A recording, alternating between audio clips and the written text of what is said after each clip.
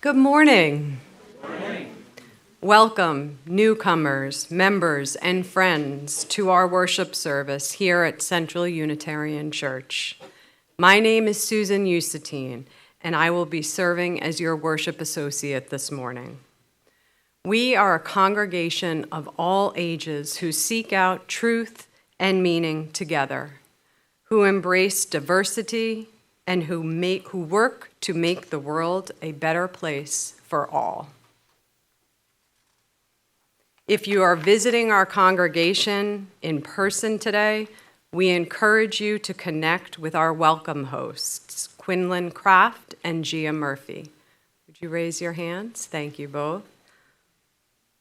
If you are visiting us online, we encourage you to fill out our online visitor form. The link has been placed in the chat. This morning, we offer you an all-ages service that is slightly different from our regular Sunday service format. Our gathering this morning will center around a story written by UU religious educator Becky Brooks. We are using her story and adapted it to our service with her permission. Before we get started, I have one announcement we would like to share with you this morning. After today's service, the Women's Alliance hosts their annual soup lunch.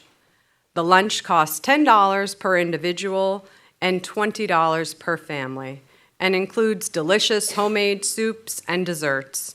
All proceeds go towards supporting Women's Alliance programming. Now, let us move more deeply into our time together. We invite you to turn to those near you and offer a generous welcome. Good morning. Good morning.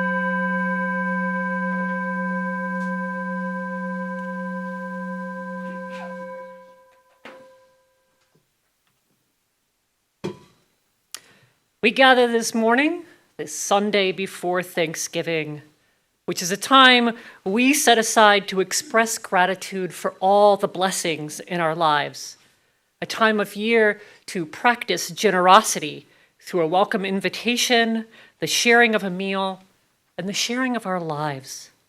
Through such generosity, may we find even more blessings than we found before. Come, let us celebrate the spirit of gratitude and generosity which mark this time of year. Let us appreciate with joy the blessings of shared living.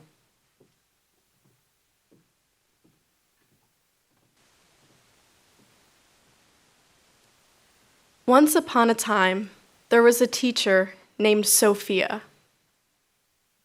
Sophia had been a teacher in the town where she lived for so long that the kids she first had in her class grew up and had kids of her own and sent them to her class too.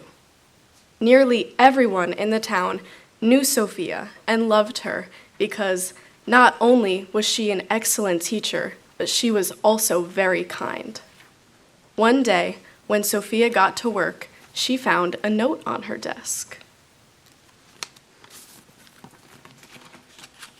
The note read, Dear Sophia, I will be around tomorrow. I was wondering if I might stop by your house for tea tomorrow afternoon. Your friend, God. At first, Sophia thought it was a joke, but the more she thought about it, the more she realized that if it was a joke, it wasn't a very funny one. And she couldn't think of anyone who would play a joke on her like that. Then she thought, what if it wasn't a joke? What if God really was going to come to her house tomorrow afternoon? Sophia thought she should get ready just in case. Who sent Sophia this note? What will she do? Today we will learn more about what happened after Sophia received this strange note, and we'll learn an important lesson about generosity along the way. And so let us celebrate the spirit of generosity with our opening song. Please rise in body or spirit to sing our first hymn, We Give Thanks, which is in your Teal Hymnal 1010. Lyrics up here on the screen. We're going to sing it through twice.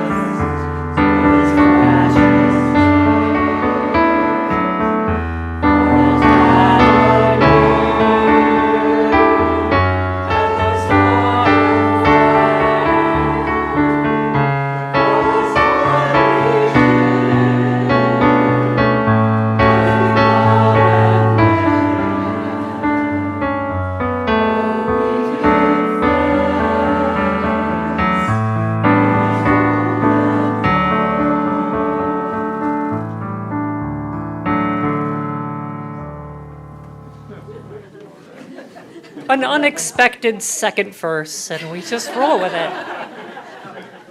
That's the spirit of generosity if I ever saw one. I'm going to now invite up Nina and Lisa Michaels to light our chalice.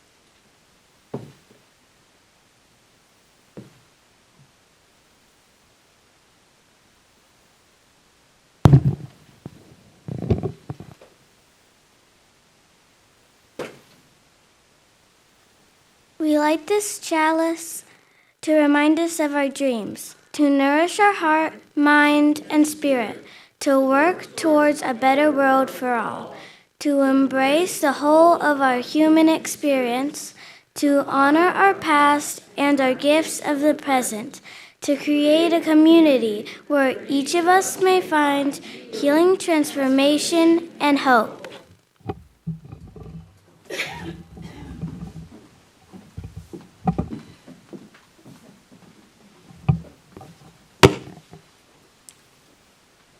On Sophia's way home from work, she stopped by the store and bought one of those mats people put out on their porch that says in big letters, "Welcome." When she got home, she cleaned her house from top to bottom. She brought in fresh flowers from the garden and put them in a vase in the living room. She cleaned and cleaned until everything was sparkly. In the morning, Sophia realized she didn't know what God likes to eat. So she baked bread and made a casserole and a fruit salad and baked some cookies too. And what about the tea? Did God like hot tea or iced tea? She thought she better just make both. And what if God's favorite thing in the whole world was lemonade? She thought she should make some of that too. Sophia was so nervous, she didn't know what to expect. And just then, there was a knock at the door. Sophia's heart went pat, pat, pat. She took a big breath, opened the door slowly, and on the other side was...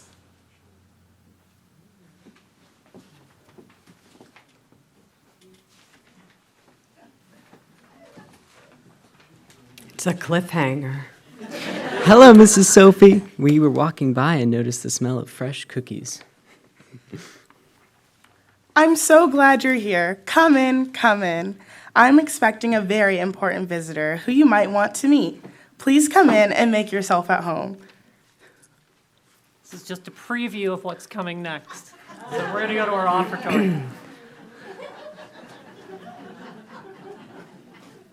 During this time of year, we intentionally practice generosity through the shared ritual of a Thanksgiving meal. Each week, we intentionally practice generosity through sharing our time together in worship and through sharing our gifts with this liberal religious community. One of the gifts we share are our financial gifts, which help to fund our operating budget and make it possible for CUC to support our staff and our programming. Your generous gift this morning will help ensure that CUC continues to remain a home for Unitarian Universalism here in Bergen County, for those who need our message of openness, inclusiveness, love, equality, and justice. Our offering will now be gratefully received.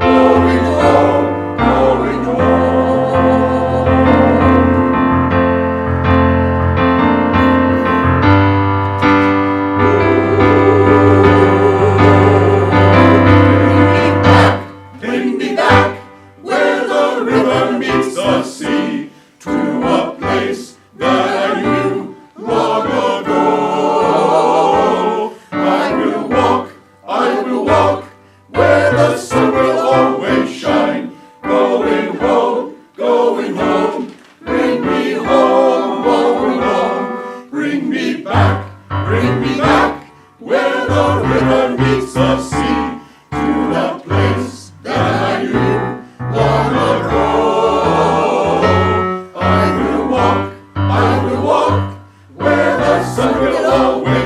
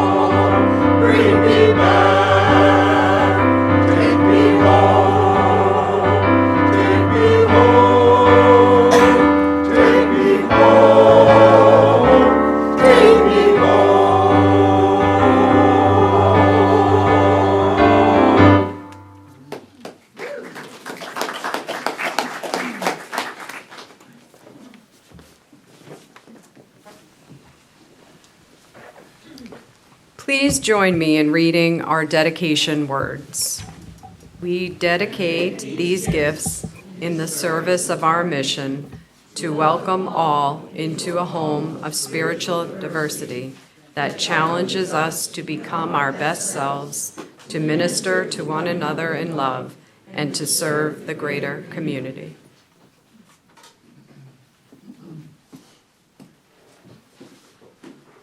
So, there was a knock at the door. Sophia's heart went pat, pat, pat. She took a deep breath, opened the door slowly, and on the other side was the mayor of the town.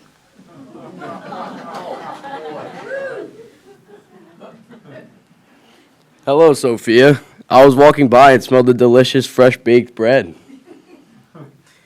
I'm so glad you're here. Come in, come in. I am expecting a very important visitor who you might want to meet.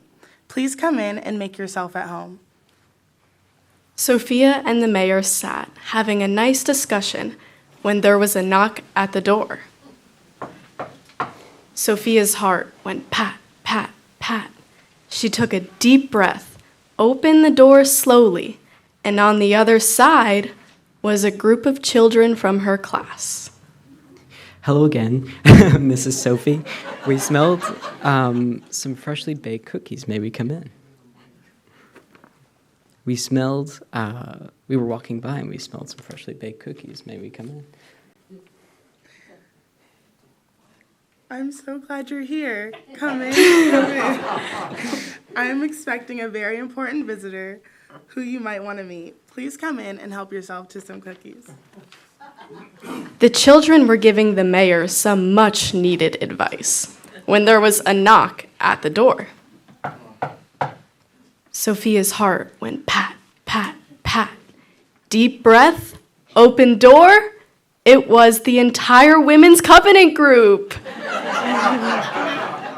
Hello, Sophia. We heard your tea kettle and smelled the cookies, and we think you're having a party. I'm so glad you're here. Come in, come in. I am expecting a very important visitor who you might want to meet. Please come in and make yourself at home. All afternoon, people stopped by Sophia's house, lured in by the yummy smells and happy sounds.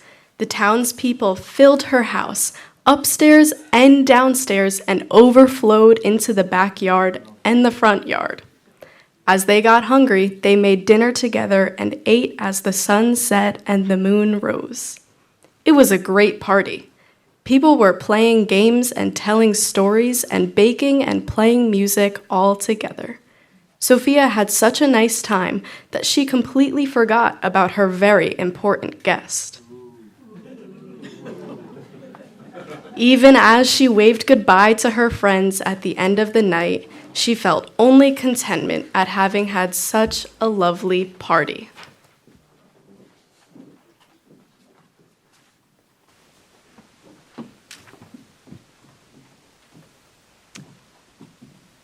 Each week, we share our joys and sorrows together.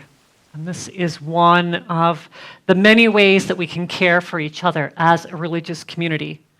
I have a few joy and sorrow cards which have been submitted ahead of time that I will read out loud. And then I will read out loud any other joys and sorrows that have been submitted online. So those of you who are online, take a moment to type those into the chat now. Finally, I'll turn back to this room and I'll invite anyone here to share out loud the name of anybody that you are holding in your heart today. So let us first prepare ourselves. Let us enter into this sacred space where we are holding what is most precious to each and every one of us. I invite you to take a breath in, taking a breath out. As we breathe together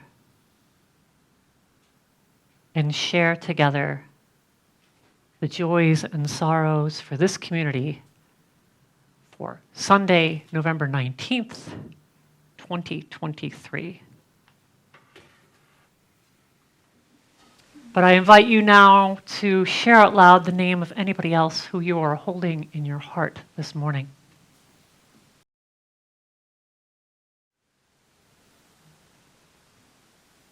For all these joys and all these sorrows, both spoken and unspoken, let us hold them together in our heart as we enter into a moment of silence.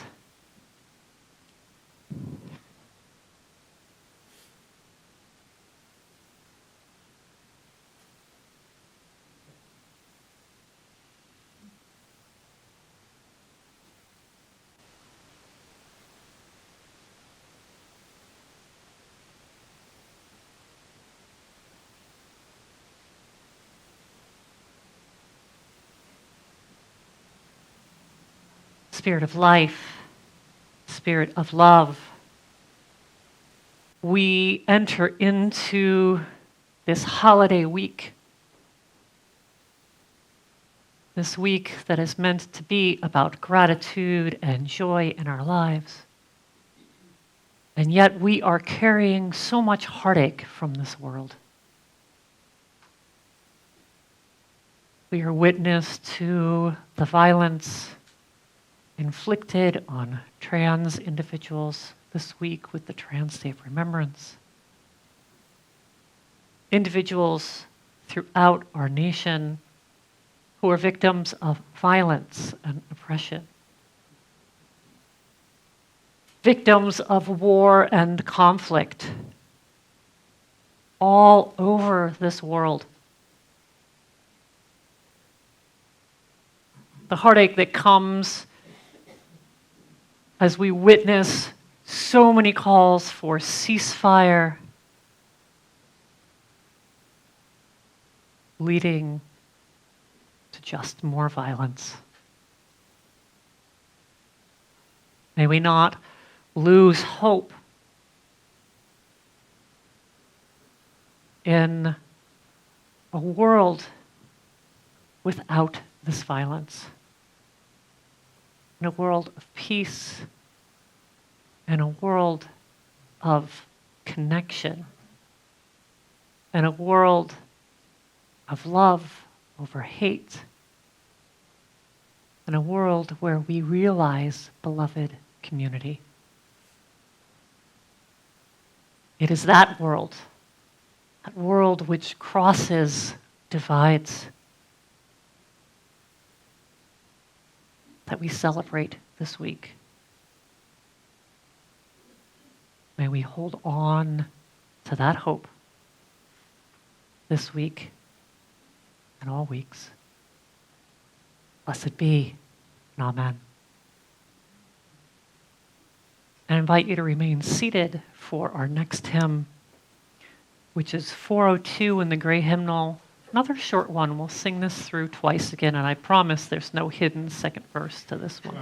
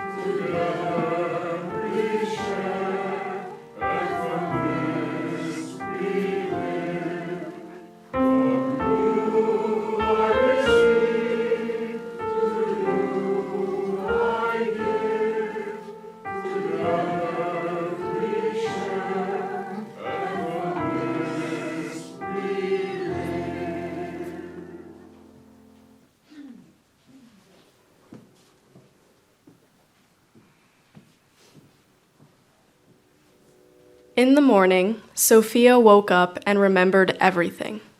She was confused. Whatever happened to God? All during her walk to work, she tried to figure out what had happened.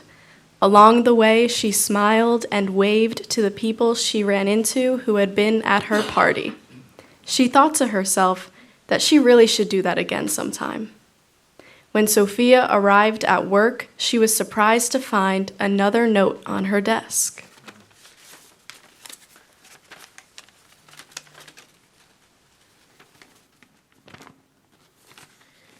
Dear Sophia, I had such a wonderful time yesterday. The bread was delicious, the cookies were divine. Tea mixed with lemonade is my very favorite. Thank you for being such a wonderful host. I hope we can do it again soon. Love, God.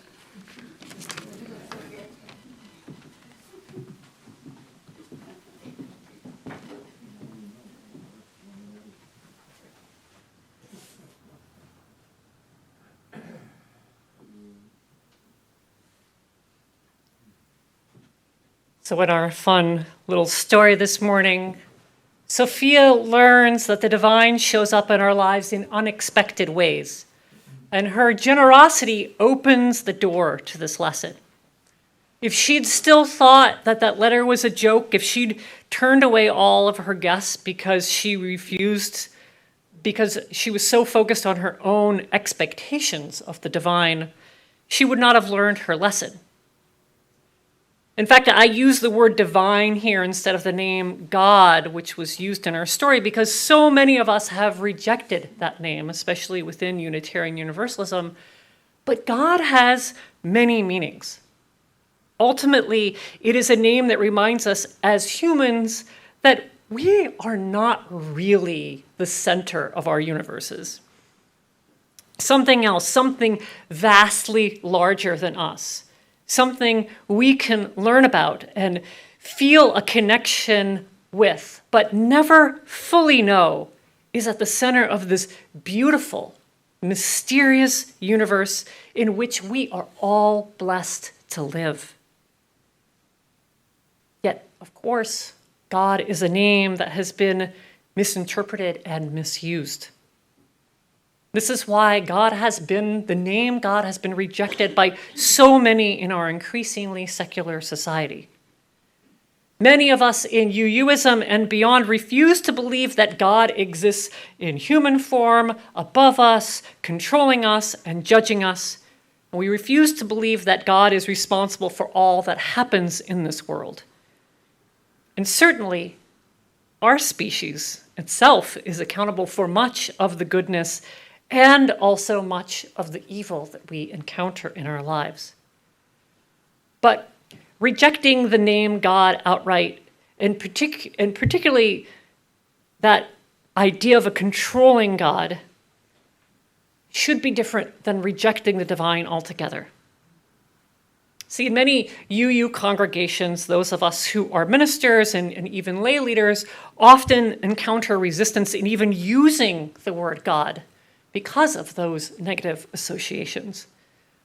But in our story, if Sophia had just completely rejected God or any idea of the divine, she would likely have just thrown away her letter, and she never would have learned her important lesson of generosity. As a minister, I grow increasingly concerned about a world that rejects any idea of the divine. Because each day in our modern world, we confront images of atrocities that human beings inflict on each other. And this is one of those times where we are seeing those images over and over again. Destruction, devastation, and death. And such violence, we are reminded each day, does indeed discriminate. Fear of the stranger, fear of difference, hate fuels that. Such violence targets any of us who are not part of the dominant group in our society. And so we need to be reminded. We need to be reminded as humans over and over again that there is another way of being. There is a way of goodness, of connection, of generosity that uplifts and promotes life instead of destroying it. And that, my beloveds, is the type of God that this world so sorely needs right now. If we are not reminded of that need, of that really deep need of the world, we risk forgetting about it altogether. But with regular reminders, if we remain open enough, and if we remain generous in spirit, we're much more likely to experience the immense beauty of life. And in doing so, we might catch just a glimpse of this aspect of the divine. This week in particular, and I would argue all weeks, may we be a little bit like Sophie in her story. May we not reject a message from the divine or remain too distracted to even notice such a message. Instead, may we remain generous with our attention, and may we remain generous in spirit. So may we open the doors to the unexpected. So may we be instruments of God's goodness in this world. And as we move toward closing our service today, we invite you to reflect with us. Just as our story was a form of reflection, how has generosity opened unexpected doors to your life? How has generosity opened unexpected doors in your life? We're going to reflect on that. I'm going to ask Matt to play through the first verse of our next hymn. So one time instrumentally as we reflect on this, and then we will sing together 128, For All That Is Our Life.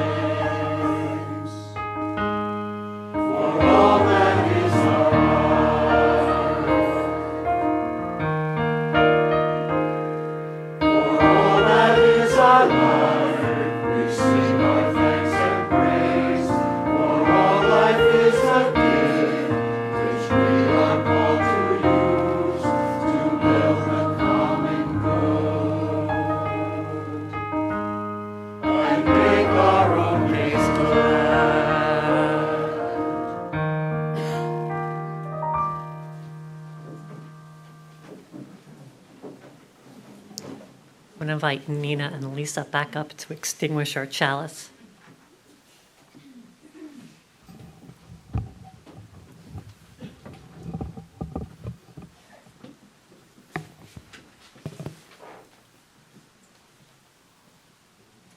We extinguish this chalice flame, but not our promise to each other, to act with grace, to hold each other in love, to serve this community and our world.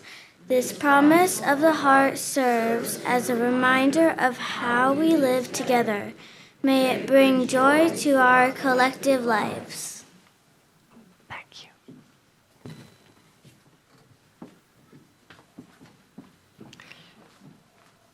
May we find ways to practice generosity, not just this holiday week, but each and every day. Generosity of our attention, generosity of our presence, generosity of our spirit. And in so doing, may we open ourselves to the unexpected, finding that our lives are more blessed than we ever knew. Blessed be, and amen. These are both Native American flutes and the old style. And let's see if this one cooperates. Sometimes when it's cold, they like to squeak a bit because it's a little bit different than a recorder. It's a more complex, so we'll see what happens.